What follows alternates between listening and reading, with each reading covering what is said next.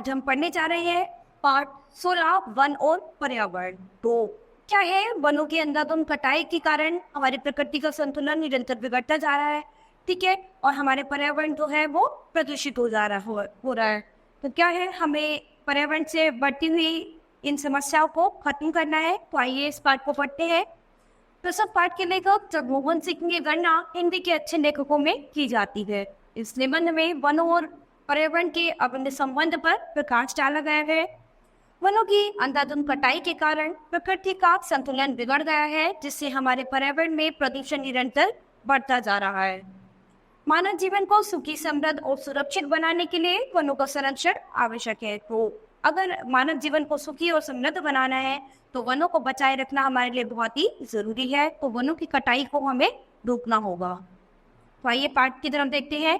पर्यावरण का मानव जीवन से घनिष्ठ संबंध है।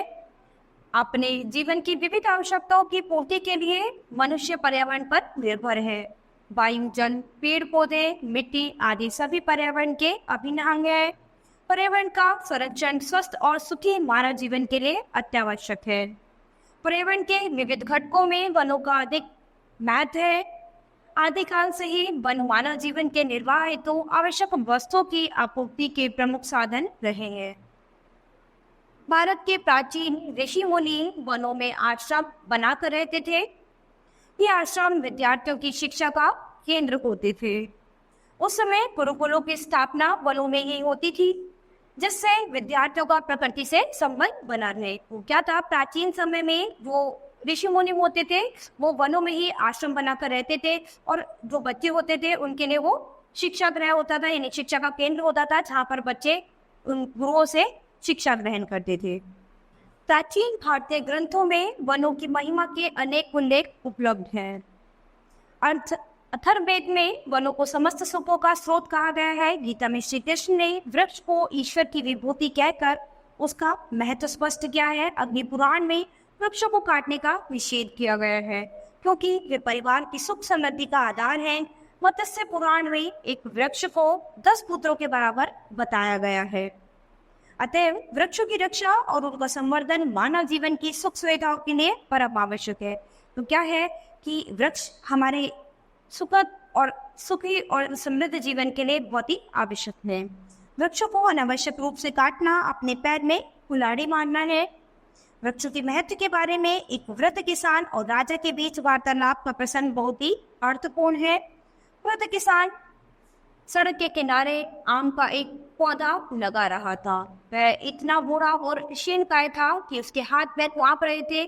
संयोगवश उसी सड़क से राजा का रथ निकला। उन्होंने वृद्ध को पौधा लगाते देखा तो पास पहुंचकर पूछा, अरे बाबा जी, आप बहुत वृद्ध हो चुके हैं, क्या आप इस वृक्ष के फल खा सकेंगे जो इतनी तन्मयता से ये पौधा लगा रहे हैं?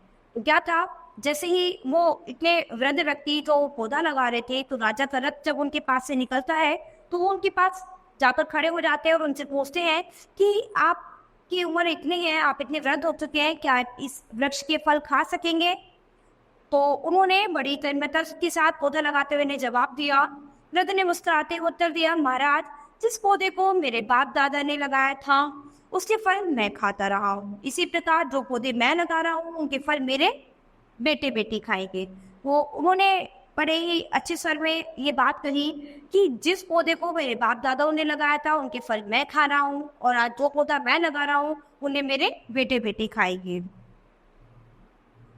पेड़ पौधे समाज की धरोहर है, ये हमारी अमूल्य संपदा है।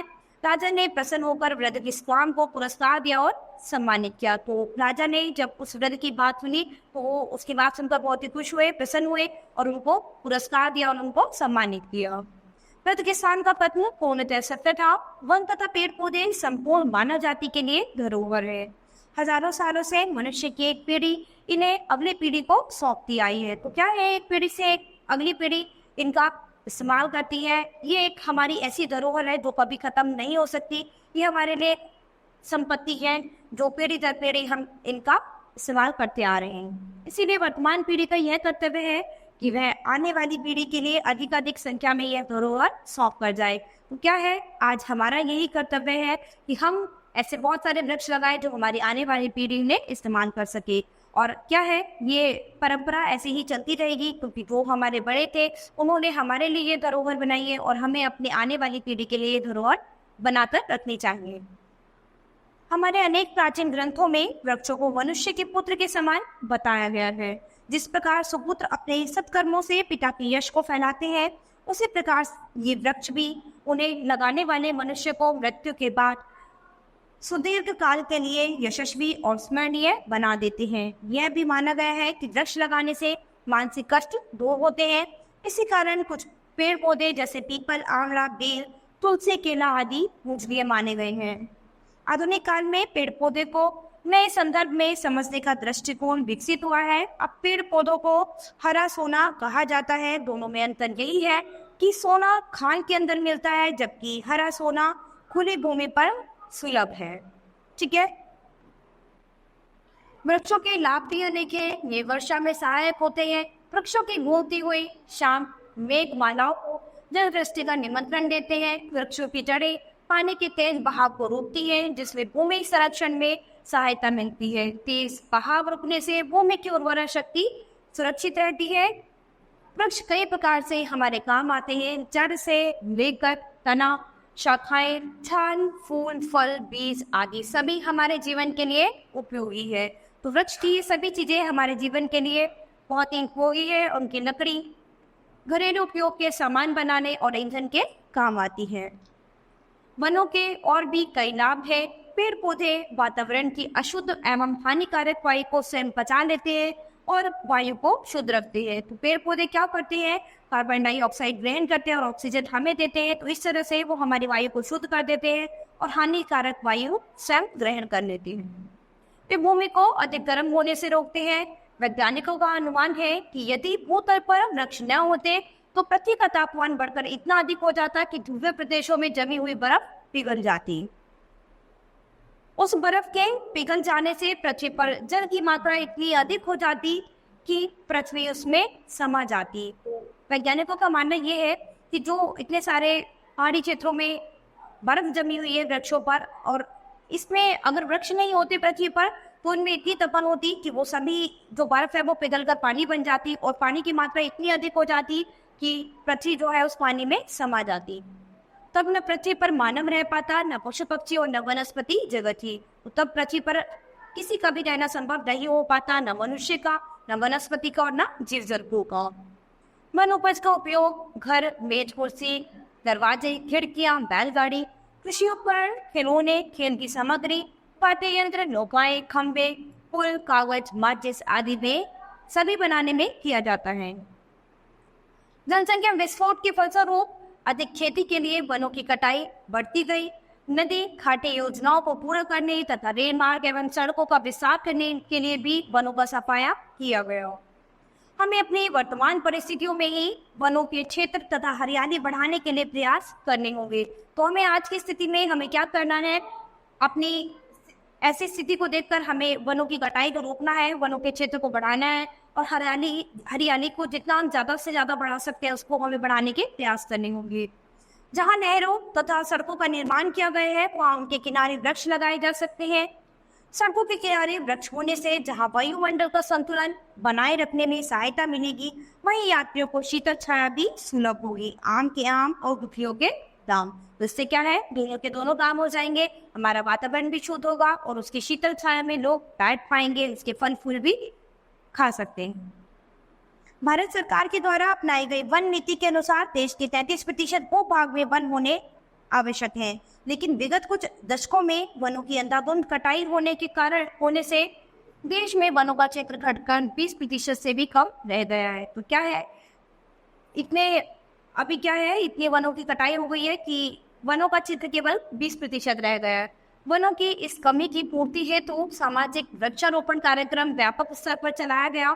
इसके अंतर्गत सार्वजनिक भूमि पर विविध प्रकार के वृक्ष लगाए गए।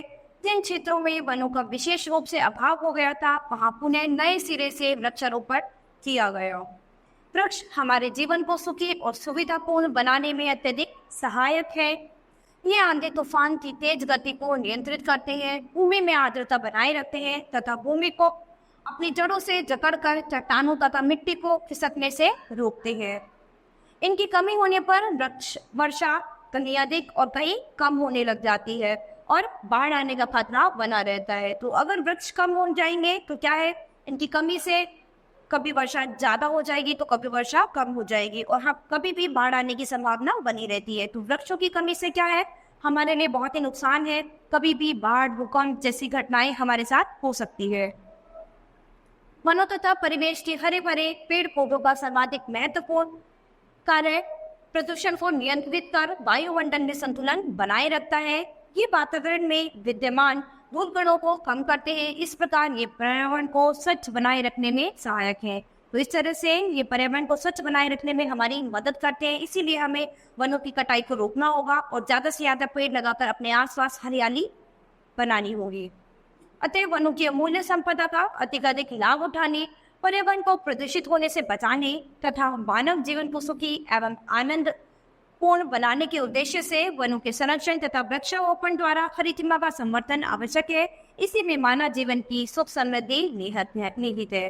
तो मानव जीवन की सुख समृद्धि किसमें है, वनों की कटाई को रोकने में और ज्यादा से ज्यादा वनों को सुरक्षित रखना, वृक्षों को सुरक्षित रखना और अपने आसपास क्या है हरियाली बनाए रखने में है। तो हमें पेड़ों को कटने से बचाना है और हमें ज्यादा से ज्यादा वृक्षों को लगाना है, जिससे हमारा पर्यावरण जो है वो प्रदूषित ना रहे और हम प्राकृतिक आपदाओं से बचे रहें।